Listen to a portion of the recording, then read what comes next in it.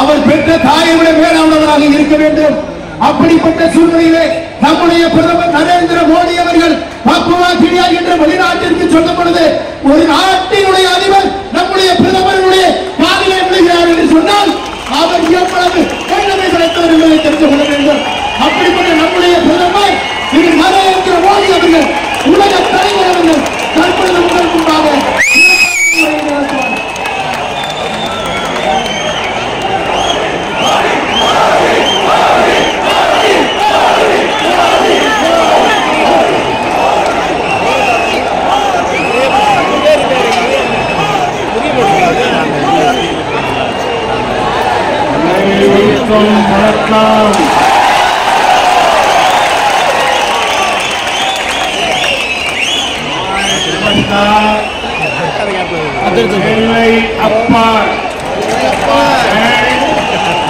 शांतिमती अम्मा,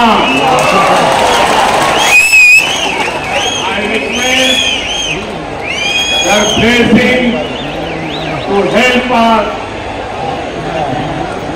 serve the people of Tamil Nadu and the whole country. I'm very happy to be with all of you in Nellai. Just like Tilmelpeti Halwa, the people of this district and their affection is also very, very sweet.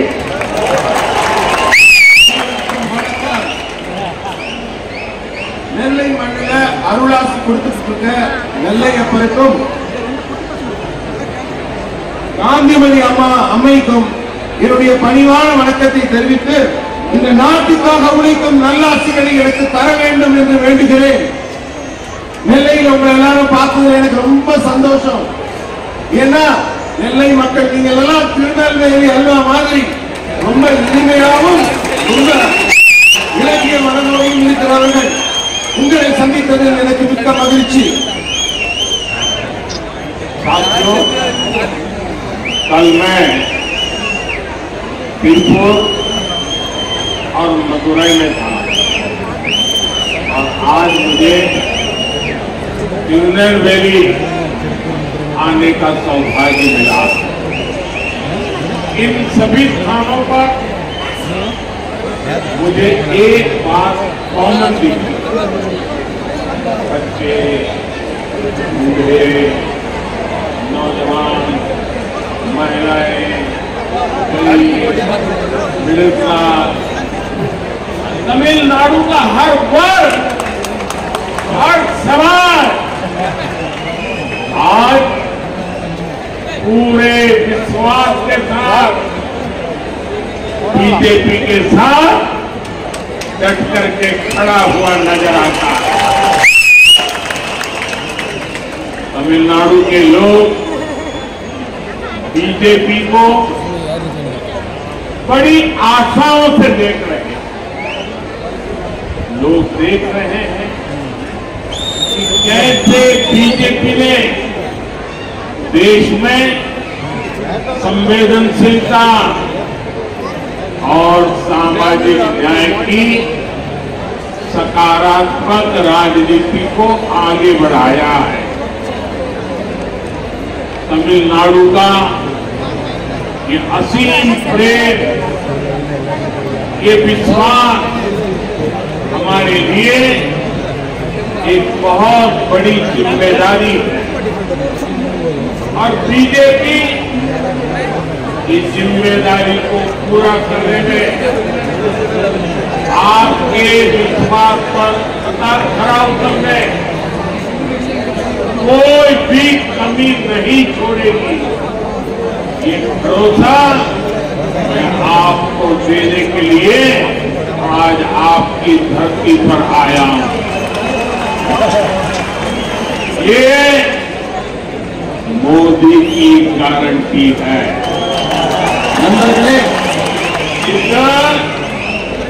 Modi न guarantee. நண்பர்களே, நேற்றுக்கு நான் போயிருந்தேன், மதுரை போயிருந்தோம். திருநெல்வேலிக்கு வரக்கூடிய மிகப்பெரிய பாக்கியம் கிடைச்சிருக்கு. ஆனா இந்த எல்லா இடத்துலையும் உங்களை பார்க்கும்போது எனக்கு ஒரு பொதுவான ஒரு பண்பு தெளிவாக தெரியுது. தமிழகத்துல குழந்தைகளாகட்டும், முதியவர்களாகட்டும், இளைஞர்களாகட்டும், பெண்களாகட்டும், ஏழை நடுத்தர குடும்பத்தினராகட்டும், இப்படி எந்த பிரிவினராக இருந்தாலும் பாரதிய ஜனதா கட்சி மீது நம்பிக்கையை வைத்திருக்கிறார்கள். தமிழக மக்களோட அந்த நம்பிக்கையை பாரதிய ஜனதா கட்சி கண்டிப்பாக காப்பாற்றும். அவங்க நம்மளுடைய சமூக நீதி எப்படி பண்றோம், உண்மையான நேர்மறையான அரசியலை எப்படி பண்றோம் என்பதை கவனித்துக் கொண்டிருக்கிறார்கள். இந்த நம்பிக்கையெல்லாம் முழுவதுமாக பாரதிய ஜனதா கட்சி நிறைவேற்றும் என்ற உறுதி மொழியை இன்று இந்த திருநெல்வேலியில் உங்கள் முன்னால் வைக்கிறேன். இது மோடியின் கேரண்டி.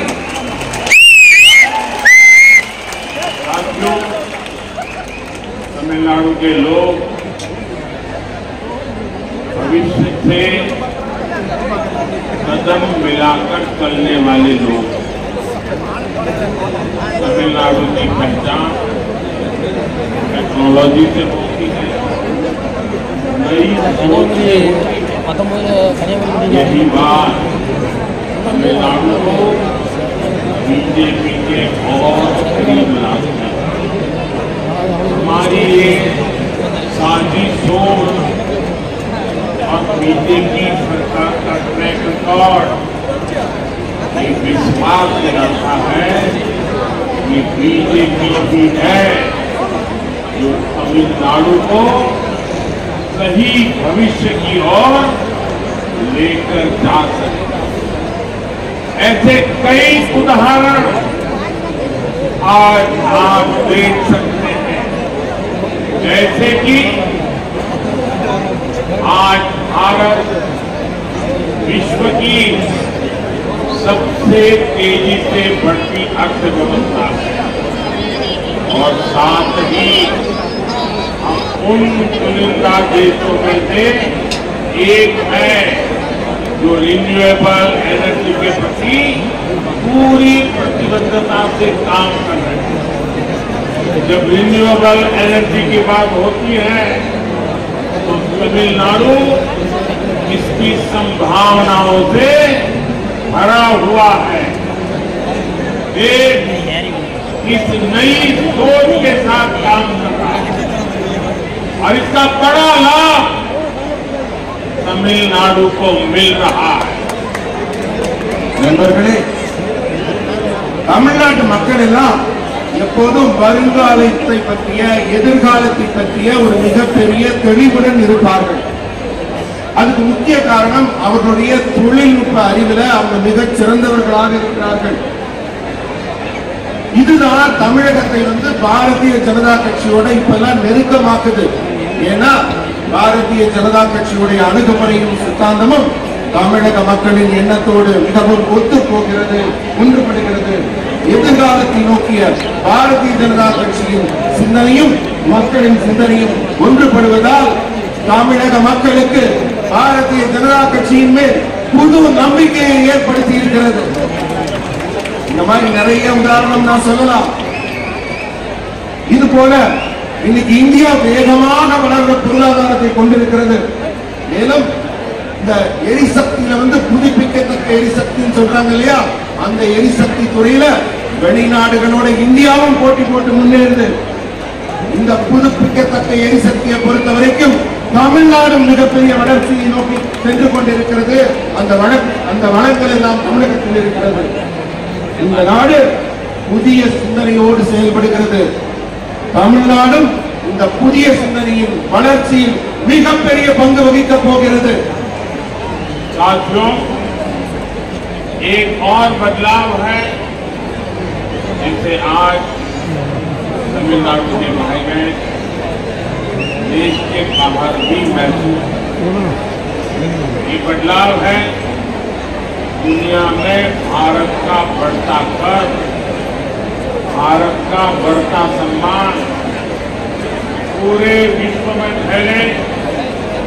तमिल कम्युनिटी के लोग जब देखते हैं कि उन्हें भारतीय होने की वजह से सम्मान की नजर से देखा जाता है, उनका विश्वास मजबूत होता है कि केंद्र सरकार सही काम कर रही है।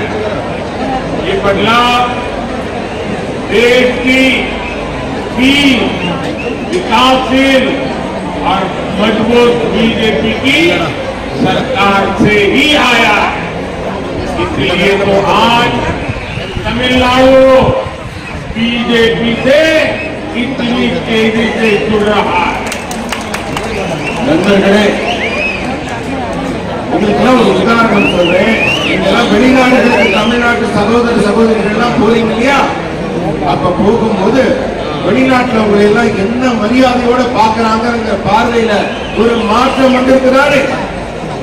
இந்தியர்களை அவங்க வியப்போடும் பெரிய மரியாதையோடும் பாக்குறாங்கனால அந்த பெருமை தமிழக மக்களுக்கு கிடைத்துக் கொண்டிருக்கிறது.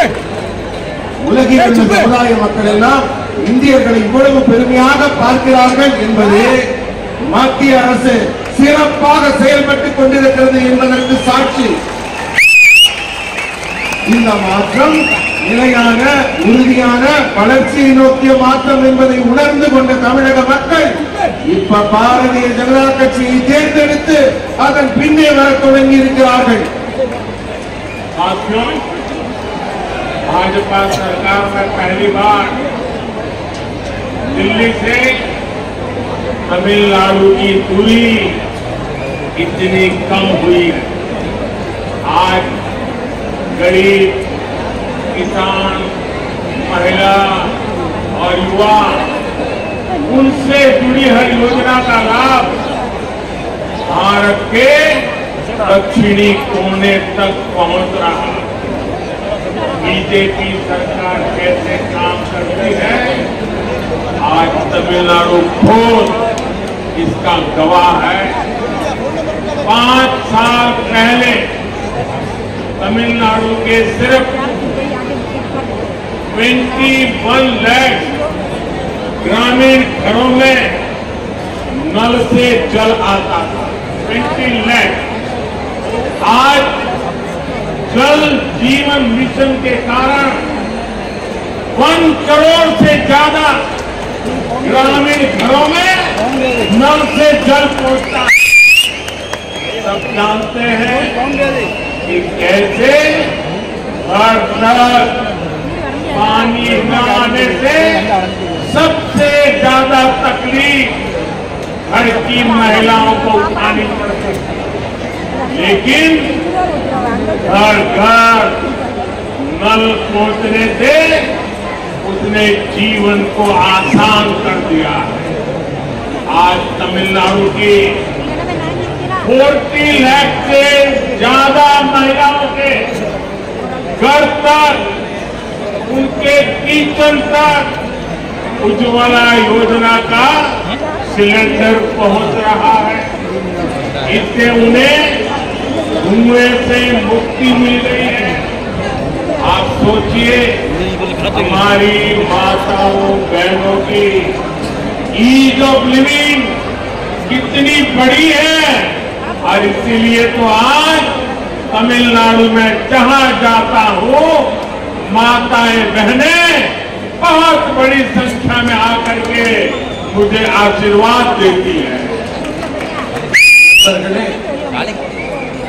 நான் யோசிச்சு பார்க்கிறேன், இப்பதான் முதல் முறையா டெல்லிக்கும் தமிழ்நாட்டுக்கும் இடையே இருக்கிற தூரம் ரொம்ப குறைஞ்சு போச்சு, நெருக்கமா வந்திருக்கோம்.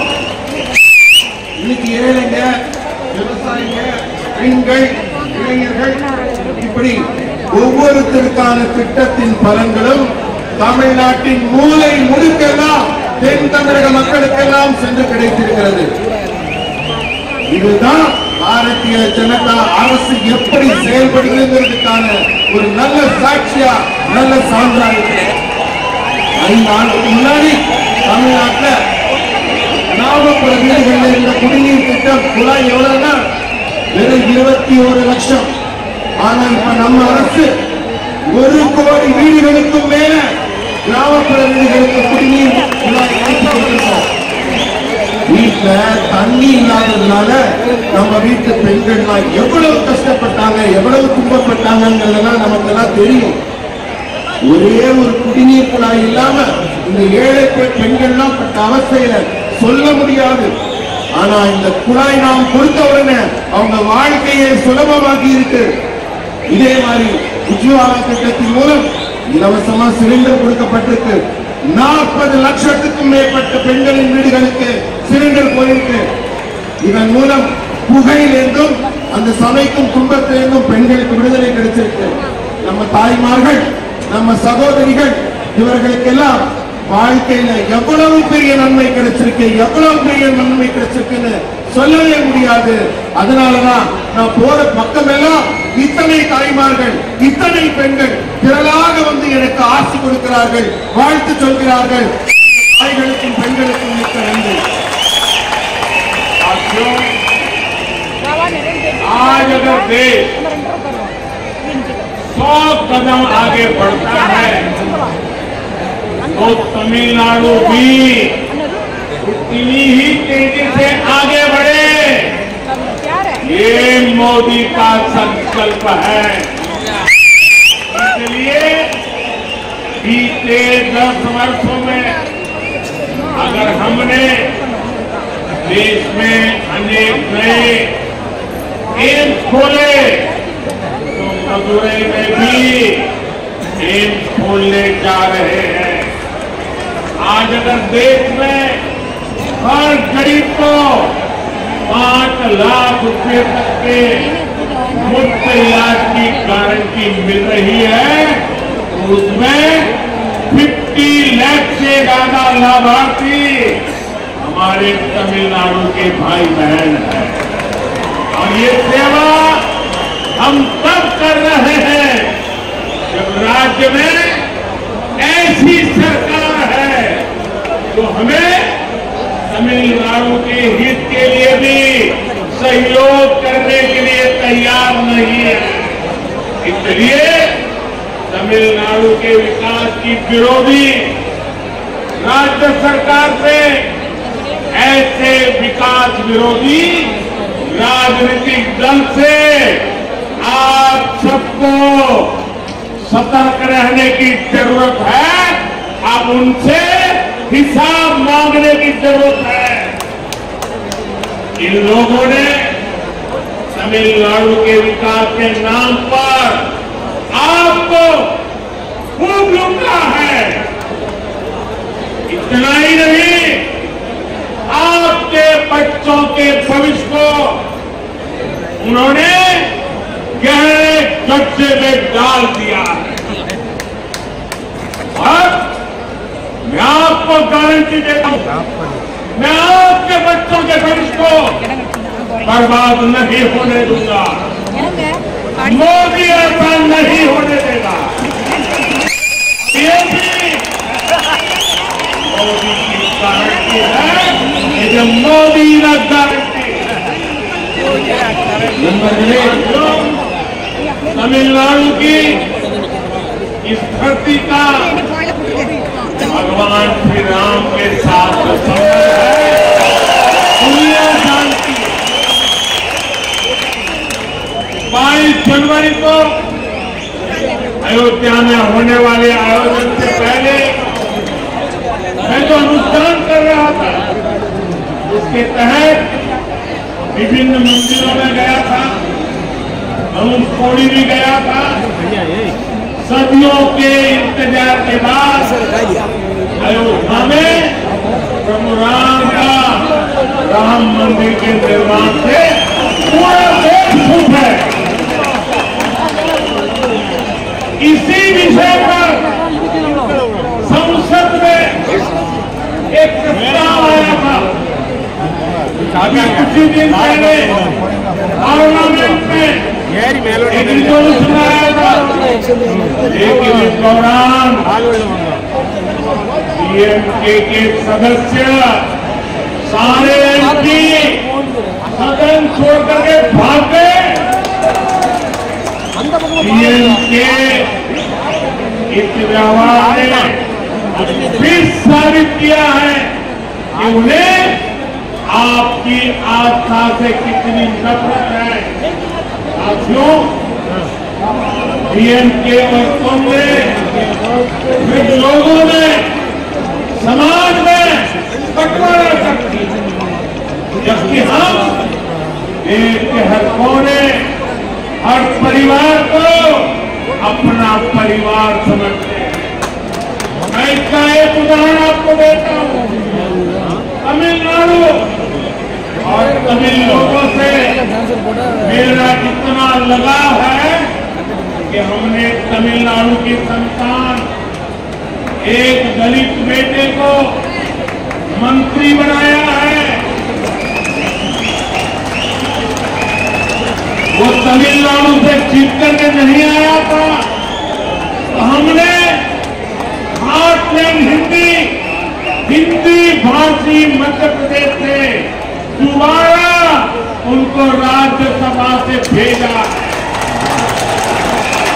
क्योंकि हम तमिलनाडु को प्रेम करते हैं। साथियों, बीजेपी राष्ट्र प्रथम नेशन फर्स्ट का सिद्धांत लेकर चलने वाली पार्टी बीजेपी की हमारी सरकार दुनिया भर में संकट में फंसे भारतीयों की सुरक्षित वापसी के लिए कोई कोर कसर बाकी नहीं छोड़ती। हम पाकिस्तान से अपने पायलट अभिनंदन को सुरक्षित वापस लाए। हमारे कितने ही मछुआरे भाइयों को छुड़ाकर हमारी सरकारों ने सुरक्षित वापस लाई है।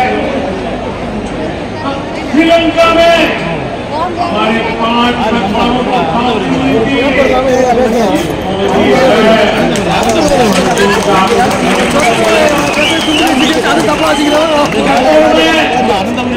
भारतीयों का फांसी की सजा हो गई थी। भारत सरकार हमारा प्रयत्न करके सुरक्षित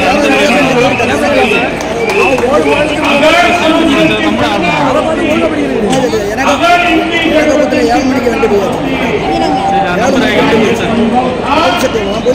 क्या वो ला सकते थे? ऐसा सोच भी नहीं सकते। कांग्रेस की ऐसी नहीं है जो सालों से पाकिस्तान की जेल में चले एक भारतीय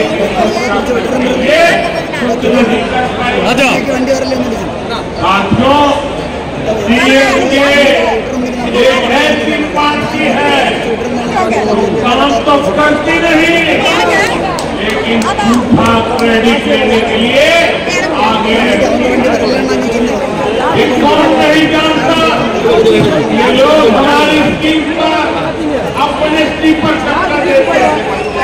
अब इन्होंने हक कर दी। इन्होंने तमिलनाडु में क्रेडिट देने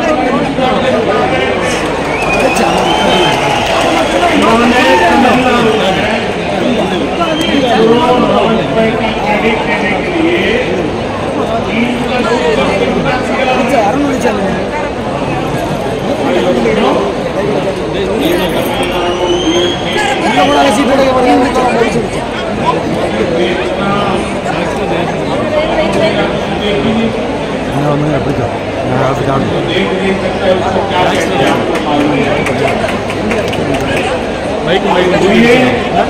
बाइक में है हमारा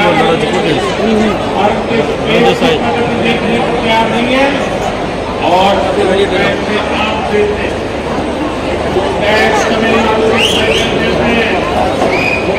पैसों को उन्होंने अपॉइंटमेंट दिया और अपॉइंटमेंट देकर के भारत के स्टेट का चिन्ह नहीं रखा।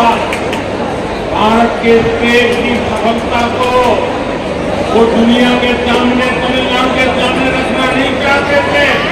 उन्होंने हमारे साइंटिस्टों का अपमान किया, हमारे स्पेस सेक्टर का अपमान किया, आपके टैक्स के मनी का अपमान किया, आपका अपमान किया।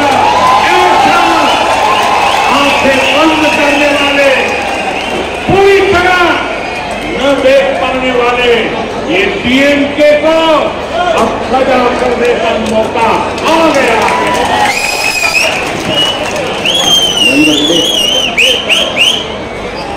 நம்ம பாரத தேசம் 100 மடங்கு முன்னேறினா தமிழ்நாடும் இணையா 100 மடங்கு முன்னேற வேண்டும். இது மோடியின் உறுதிமொழி. உங்களுக்கு நாடு எவ்வளவு முன்னேறும், தமிழ்நாடு அவ்வளவு முன்னேறும். அதனாலதான் 10 ஆண்டுகள்ல இந்தியா முழுக்க எய்ம்ஸ் தமிழ்நாட்டில் மதுரையில் எய்ம்ஸ் நடக்கணும். 50 லட்சத்துக்கும் மேற்பட்ட நோயாளிகள் இலவச சிகிச்சை பெறாங்க. இப்ப தமிழ்நாட்டின் நலனுக்காக நாங்கள் எடுக்கும் முயற்சிகள் எல்லாம் ஒத்துழைப்பை கொடுத்தாலும் ஒரு அரசாங்கம் இங்கே நடந்துட்டு மத்திய அரசு என்ன செஞ்சாலும் ஒரு குறை சொல்றாங்க அரசாங்கத்தை. அதை மீறி மக்களுக்கு நாங்கள் நன்மை செய்து கொண்டிருக்கிறோம். நீங்க எல்லாம் யோசிச்சு பார்க்கணும். இவங்க ஏன் நாட்டின் வளர்ச்சியை தடுக்கிறாங்க, திட்டங்களை ஏன் தடுக்கிறாங்க?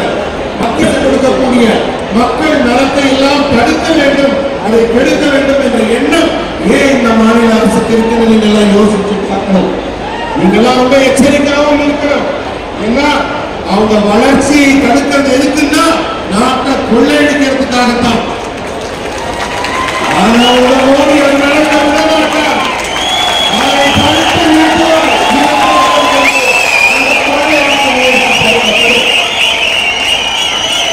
தமிழ்நாட்டுக்கு ராமனுக்கு என்ன சம்பந்தம் கேட்கிறாங்க? நான் அயோத்தியை திறக்கிறதுக்கு முன்னாடி இங்க இருக்க தனுஷ்கோடியிலிருந்து மிகப்பெரிய தொழில்கள் எல்லாம் போய் இங்க ஆசீர்வாதத்தோட தான் இங்க போய் அயோத்தியில ராமன் மொத்த தேசமும் மகிழ்ச்சி அடைந்தது ராமர் கோயில் திறந்தோன்னு.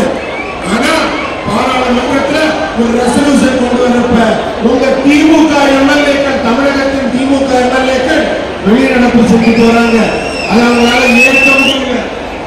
அவங்க இதன் மூலம் என்ன நிரூபிக்கிறாங்க? உங்களுடைய நம்பிக்கையை அவர்கள் எதிர்க்கிறவங்களுக்கு நிரூபிக்கிறாங்க. அவங்க வெறுப்பு அரசியலை பரப்புகிறார்கள். ஒரே குடும்பம் தன்னுடைய குடும்ப வளர்ச்சியை தவிர நம்ம மாநிலத்தின் வளர்ச்சியை பார்க்கவில்லை என்று நிரூபிக்கிறார்கள். ஆனா பாஜக அப்படி இல்லை.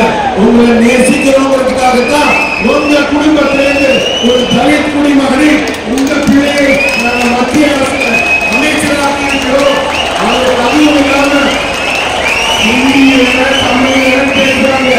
இந்தி பேசுற ஒரு மத்திய மாநிலத்திலிருந்து அவருக்கு இப்ப எம்பி பதவியும் மறுபடியும் கொடுத்திருக்கோம். அதுக்காக நாங்க ரொம்ப சந்தோஷப்படுறோம். ஏன்னா எங்களுக்கு நாடுதான் முக்கியம், மக்கள் தான் முக்கியம், தேசம் தான் முக்கியம். ஏன்னா இது வலிமையான பாரதம், வல்லமையான பாரதம். அபிநந்தன் பாகிஸ்தான் பார்டர்ல போய் விமானத்தில் இருந்தாரு. ஒரு கீழே கூட இல்லாம ஸ்ரீலங்கா 5 மீனவர்கள் தூக்கு தண்டனை விதிச்சிருந்தாங்க. அவங்களுக்கு தண்டனையா கிடைச்சது. நான் போய் மீட்டுட்டு வரல. யாரால நம்ம நாட்டு மக்கள் கை வைக்க முடியும்? ஏன்னா இங்க இருக்கிறது